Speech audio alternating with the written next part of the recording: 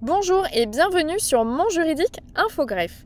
Aujourd'hui, nous allons aborder le module Registres légaux obligatoires.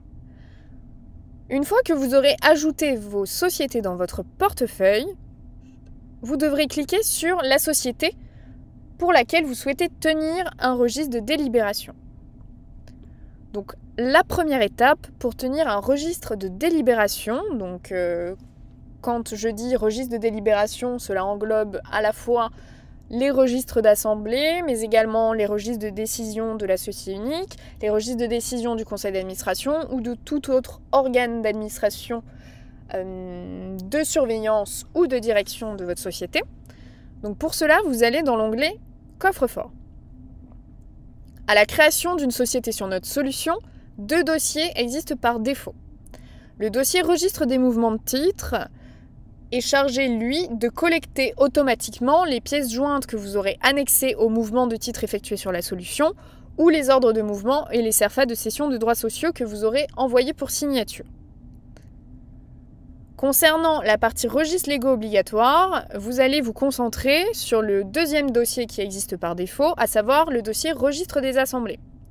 Donc si vous êtes dans une configuration de société qui fait que vous devez tenir un registre des assemblées, dans ce cas-là, il faudra cliquer sur le dossier registre des assemblées et venir créer au sein de ce dossier autant de sous-dossiers que vous avez de procès-verbaux ou de décisions à inclure dedans. Donc pour créer un sous-dossier, vous cliquez sur l'icône à droite avec le dossier blanc. Vous renseignez de façon explicite le nom de votre sous-dossier puisqu'il sera visible sur votre registre des assemblées. Et attention, très important, la date du document doit absolument être la date de votre assemblée générale, car elle nous sert à ordonner de manière chronologique les documents au sein du registre. Une fois que vous aurez créé un sous-dossier par AG ou par événement, vous cliquerez sur votre sous-dossier pour venir y insérer votre document ou vos documents au format PDF. Donc pour cela, vous irez cette fois-ci sur l'icône avec la feuille et la flèche bleue pour venir télécharger ou glisser le document au format PDF. Ensuite, vous cliquerez sur Terminer et votre document apparaîtra au sein de votre sous-dossier.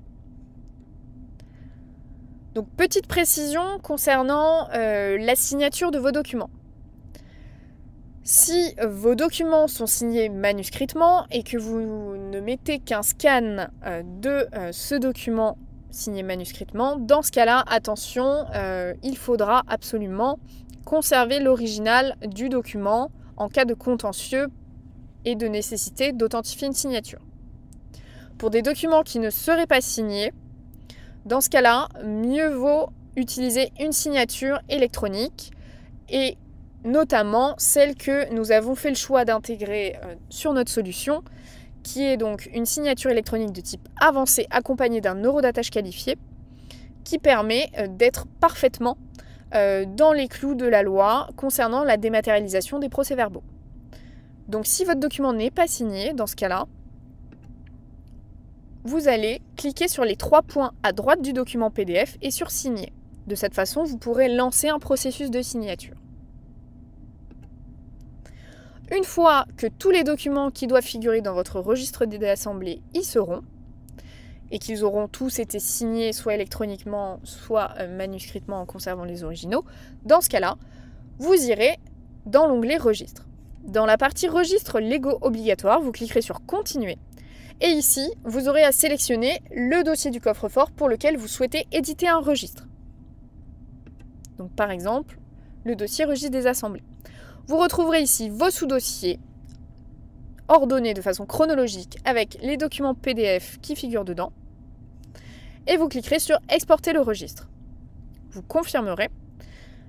Votre registre se générera au format PDF et se présentera ainsi. Sur la page de garde, vous aurez les informations relatives à votre société, au mandataire social et les noms de vos sous-dossiers avec la date de ces sous-dossiers qui correspond en réalité à la date de votre AG. En bas de la première page de garde, vous aurez la clé d'horodatage de la version du registre édité et vos documents à la suite. Donc ce qui garantit la valeur juridique de votre registre d'assemblée dématérialisé, c'est tout d'abord la signature électronique de vos procès-verbaux accompagnés d'un horodatage qualifié et également l'horodatage de votre registre qui est une fonctionnalité que nous avons fait le choix de rajouter chez Mon Juridique pour sceller la version qui est éditée. Alors de la même façon que je viens de vous montrer comment tenir votre registre des assemblées, vous pouvez très bien, comme je l'indiquais précédemment, tenir un autre type de registre de délibération. Et donc pour cela, il faudra d'abord créer le dossier racine, si je puis dire, concernant ce registre. Donc par exemple, registre des décisions du conseil d'administration. À cet endroit-là, la date importe peu. Vous ajouterez votre dossier qui se retrouvera instantanément dans votre coffre-fort.